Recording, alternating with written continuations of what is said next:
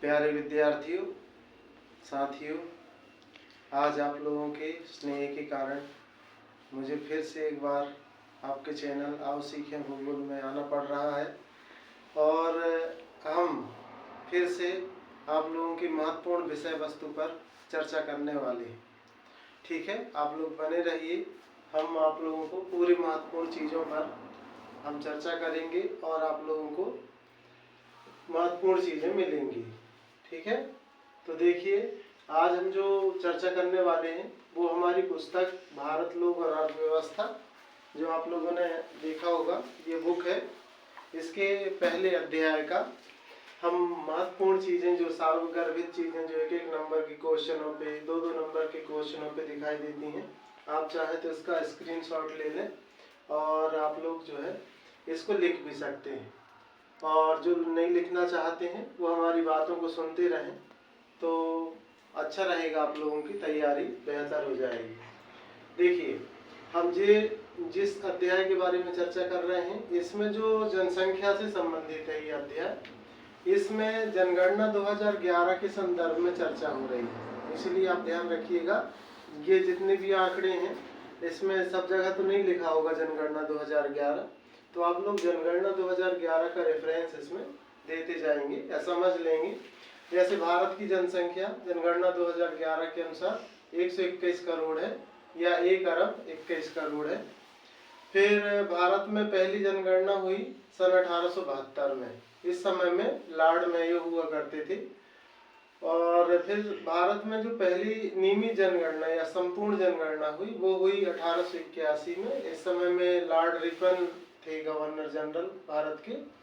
और इसके बाद जो है हम देखें, अगला जो क्वेश्चन है, भारत में सबसे ज़्यादा जनसंख्या वाला जो राज्य है वो उत्तर प्रदेश है। और फिर भारत का जो जनसंख्या घनत्व है वो है 382 व्यक्ति प्रति वर्ग किलोमीटर। और हमारे भारत में ही राष्ट्रीय राजधानी क्षेत्र नई दिल्ली में सबसे ज़्यादा जनसंख्या घनत्व है 11,297 व्यक्ति प्रति वर्ग किलोमीटर।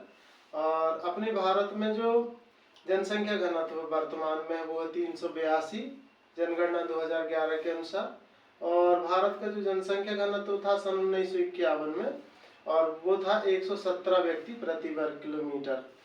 भारत में सबसे ज़्यादा जनसंख्या घनत्व वाला राज्य है बिहार। इसकी जनसंख्या है 1102 व्यक्ति प्रति वर्ग किलोमीटर।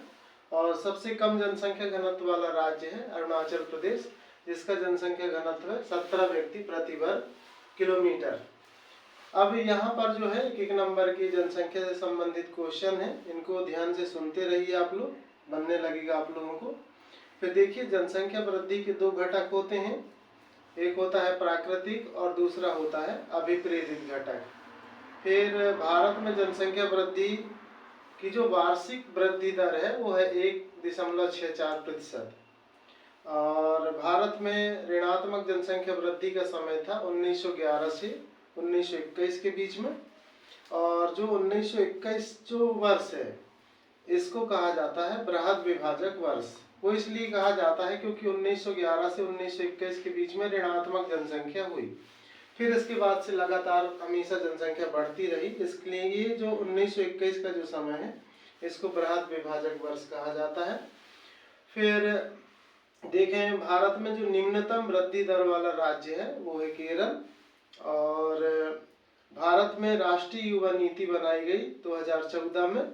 और इसके अनुसार 15 से 29 आयु वर्ग जो समूह होता है, आयु समूह, उसको युवा के रूप में परिभाषित किया गया। भारत सरकार ने 2015 में कौशल विकास और उद्यमिता नीति बनाई। फिर भारत में ग्रामीण जनसंख्या का प्रतिशत है 68.84% और नगरीय जनसंख्या का प्रतिशत है 31.16%।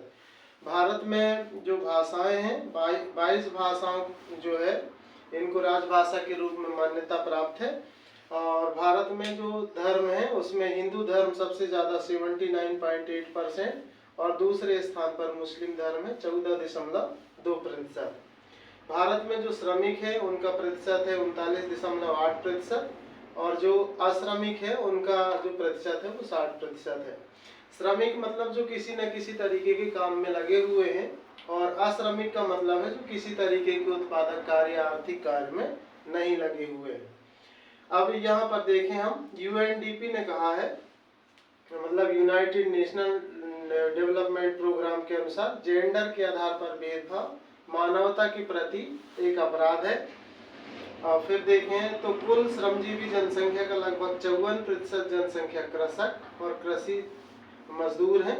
मतलब इसको अगर देखें दूसरे तरीके से क्वेश्चन को, तो प्राथमिक क्षेत्र में 54% जनसंख्या हमारे भारत में लगी हुई है। तो देखें पुरुष श्रमिकों की संख्या स्त्री श्रमिकों की संख्या से तीनों सेक्टर में अधिक है। मतलब प्राथमिक सेक्टर, द्वितीयक सेक्टर और तृतीयक सेक्टर, तीनों क्षेत्रों में अगर हम देखें तो स्त्रियों की संख्या से ज्यादा जो है पुरुषों की संख्या है। फिर देखें अगला, हिमाचल प्रदेश और नागालैंड में कृषकों की संख्या बहुत अधिक है, और दूसरी तरफ देखा जाए तो बिहार में कृषि मजदूरों की संख्या सबसे ज्यादा है।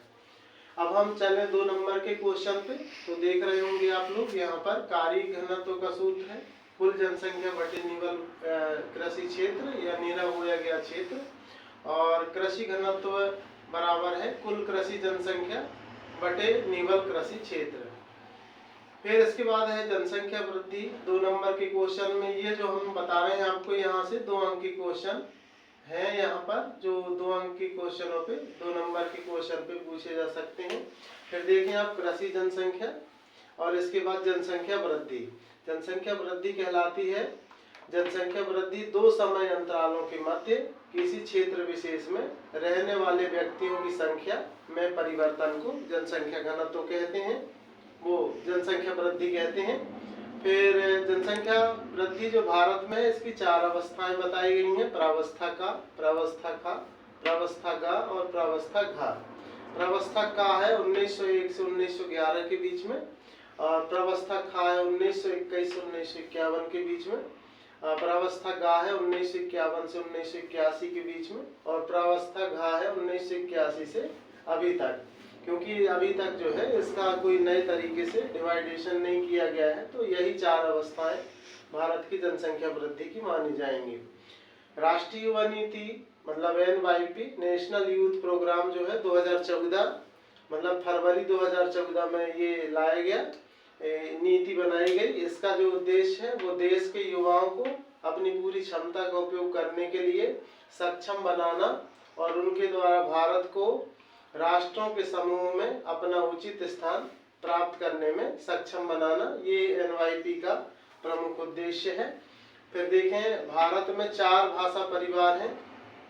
ये भारत में 4 भाषा परिवार हैं। पहला है भारतीय यूरोपीय आर्य भाषा जो 73% भारतीय बोलते हैं। ये सबसे ज्यादा बोलने वाला भाषा समूह है। यह आर्य भाषा भारत में सबसे ज्यादा लोगों के द्वारा बोली जाने वाली भाषा है। दूसरे स्थान पर द्रविड़ 20%, तीसरे स्थान पर आस्ट्रिक जिसको निषाद भाषा भी कहा जाता है, इसका है 1.38%, और फिर चौथे नंबर पे चीनी तिब्बती, इसको किरात भाषा कहते हैं, इसका प्रतिशत है 0.85। फिर देखें अगला क्वेश्चन, आर्थिक स्तर की दृष्टि से भारत की जनसंख्या को 3 वर्गों में बांटा जाता है। पहले मुख्य श्रमिक, दूसरे नंबर पे सीमांत श्रमिक, तीसरे नंबर पे अश्रमिक।